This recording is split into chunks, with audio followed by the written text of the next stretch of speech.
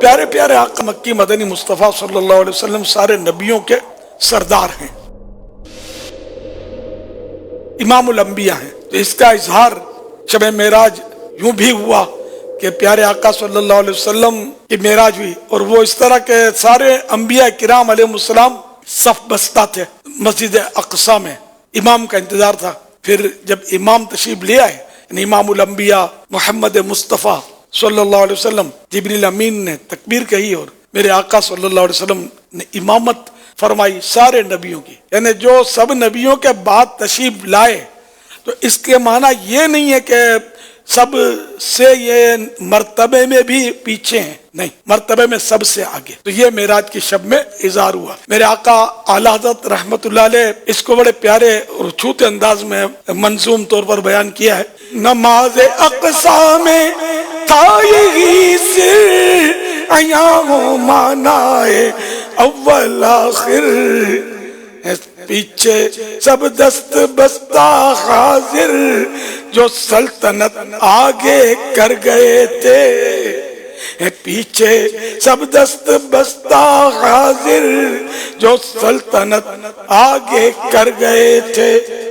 یہ سارے نبی پیچھے ہاتھ باندھے گئے، دست بستہ مانے ہاتھ باندھے ہوئے یہ کھڑے تھے کہ یوں تو پیارے آقا صلی اللہ علیہ وسلم ہیں ہی اول، لیکن آئے سب سے آخر میں، یعنی اظہار نبوت آخر میں ہوا۔ اول آخر کے معنی ظاہر ہوئے، آئے سب سے پیچھے اور آخر امامت کی صف پر سب سے آگے کھڑے ہو گئے انبیاء کرام علیہ السلام پر، اور امامت کا مسلح آپ کو عنایت ہوا اللہ رب العزت کی طرف سے۔ ایک یہ، دوسرے یہ کہ پیارے آقا صلی اللہ علیہ وسلم کو کفار نے بڑا ستایا، بہت ستایا، اور خاص کر اس رات کو بھی آپ کو بہت ستایا تھا۔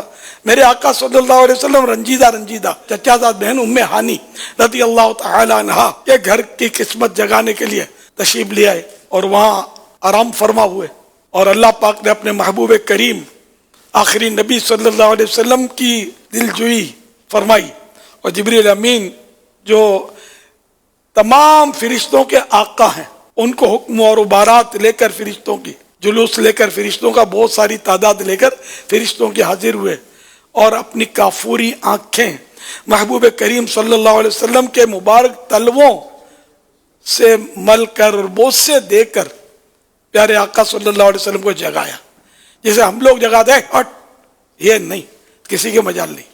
فرشتوں کا آقا بھی قدموں کے تلوے سے آنکھیں مل کر اٹھا رہا ہے، پھر پیارے آقا صلی اللہ علیہ وسلم نے آنکھیں کھول دی۔ یہ ذہن میں رکھیے گا کہ نبی کا دل نہیں سوتا، نبی جب بھی سوتے ہیں تو ان کی صرف آنکھیں سوتی ہیں، دل جاگ رہا ہوتا ہے۔ دل ایک لمحے کے کروڑویں حصے کے لیے بھی نبی کا غافل نہیں ہوتا۔ خیر، پیارے آقا صلی اللہ علیہ وسلم نے آنکھیں ظاہری جو بند تھی وہ کھل گئی، اور جبریل امین نے ہاتھ باندھ کر عرض کی کہ آقا تشریف لائیے۔ پھر آپ کو دولہا بنایا گیا اور براق جنت سے لایا گیا۔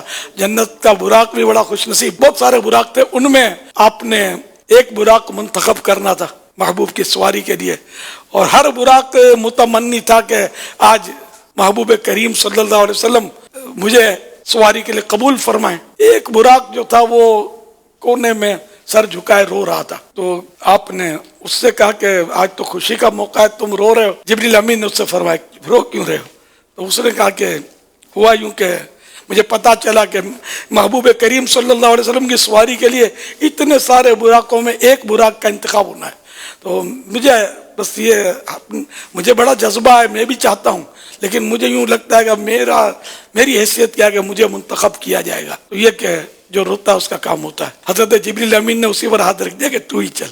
خیر، تو اسی براق کو لے لیا گیا، اور دیکھتے ہی دیکھتے اس میں بہت سارا حسن و جمال پیدا ہو گیا، بہت خوبصورتی میں اضافہ ہو گیا اس کے، اور وہ براق جو تھا بارگاہ رسالت میں حاضر ہوا، اور میرے محبوب صلی اللہ علیہ وسلم اس پر سوار ہوئے، اور یوں سفر معراج ہوا۔ اور یہ کسوٹی تھی صادق اور کاذب کی، یوں بھی کہہ لیجئے کہ جب معراج کا واقعہ ابو جہل نے سرکار صلی اللہ علیہ وسلم کے تعلق سے حضرت ابوبکر صدیق کو سنایا، اس صدیق کا لقب اس وقت نمایاں نہیں تھا، اور یہ سوچ کر سنایا کہ اب تو یہ بھی انکار کر ہی دیں گے، یہ ہر بات کو مان لیتے ہیں، آج نہیں مانیں گے۔ یہ کہ یہ کس کی عقل میں آتا کہ رات کے معمولی سے حصے میں مسجد اقصی پہنچے، مسجد الحرام سے، کعبہ شریف سے وہ مسجد اقصی پہنچے، یہ کیسے ہو سکتا ہے؟ بہت لمبا سفر ہے، وہ بیت المقدس مکہ شریف سے بہت زیادہ دور ہے۔ پہلے وہ ہوائی جہاز بھی نہیں تھے، ہوائی جہاز میں بھی کیا، راکٹ بھی اتنی جلدی نہیں پہنچ سکتا، آن کے آن میں کیسے پہنچ گئے۔ اور پھر صرف اتنا نہیں،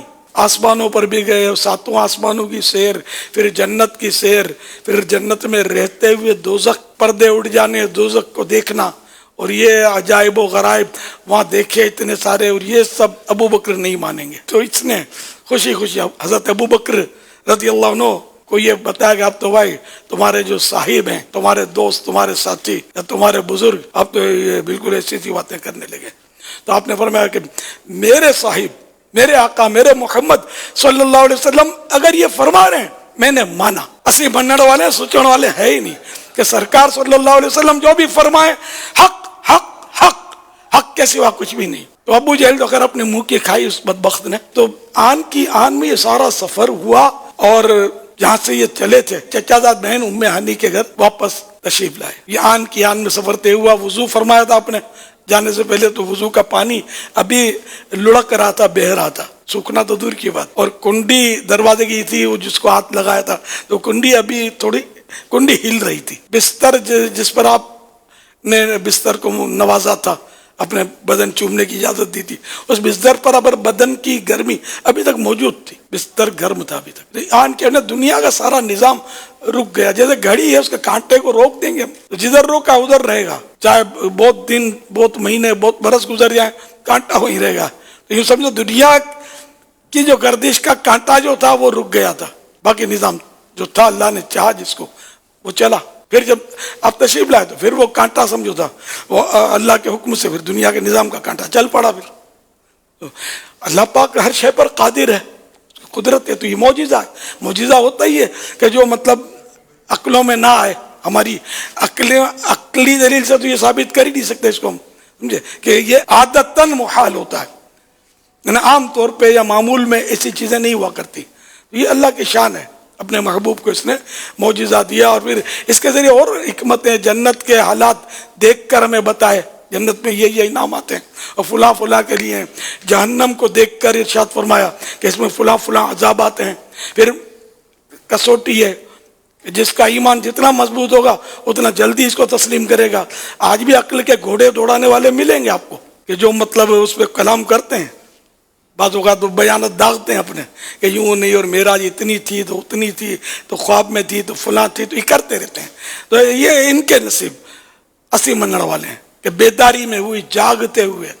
معراج خواب میں ہوتی تو پھر وہ کوئی کمال اتنا بڑا نہ مانا جاتا نا، بیداری میں جاگتی حالت میں معراج ہوئی۔ پھر یہ کہ سب سے بڑا اعزاز معراج کی رات میرے آقا آخری نبی صلی اللہ علیہ وسلم کو یہ عطا ہوا کہ جاگتی حالت میں اپنی آنکھوں سے اللہ پاک کا دیدار کیا، اور یہ صرف اور صرف یہ میرے پیارے آخری نبی مکی مدنی محمد عربی صلی اللہ علیہ وسلم کی خصوصیت ہے، اور کسی بھی نبی نے، نہ کسی ولی نے جاگتے میں اللہ پاک کو دیکھا ہے، نہ وہ اب دیکھیں گے۔ البتہ وہ جنت میں ہم پیارے آقا صلی اللہ علیہ وسلم کے صدقے میں ہم غلام بھی دیکھیں گے، لیکن اب تک دنیا میں دیدار جو تھا یہ صرف پیارے آقا صلی اللہ علیہ وسلم کی خصوصیت، یہ بھی عظیم الشان معجزہ ہے۔ اور معراج جو ہے، معراج کا جو واقعہ، اس میں ہزاروں معجزات، میں نے کڑیوں سے کڑیاں ملی ہوئی ہیں، قدم قدم معجزہ ہے الحمدللہ۔ تو پھر پیارے آقا صلی اللہ علیہ وسلم نے کہا کہ فوراً جیسے دنیا میں بالکل کانٹا رکا ہوتا تشریف لے آئے۔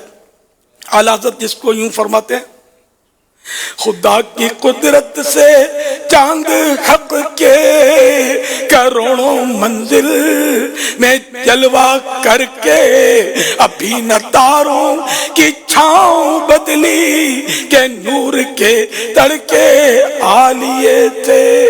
نہ اللہ کی قدرت کے معراج کی رات کروڑوں منزلیں آپ نے طے کی۔ یہ کروڑوں لاکھوں یہ ہوتا نا، اس سے مراد وہ کہ بہت ساری منزلوں میں اور بہت سارے مقامات کی آپ نے سیر کی، بہت سارے عجائبات و غرائبات آپ نے دیکھے۔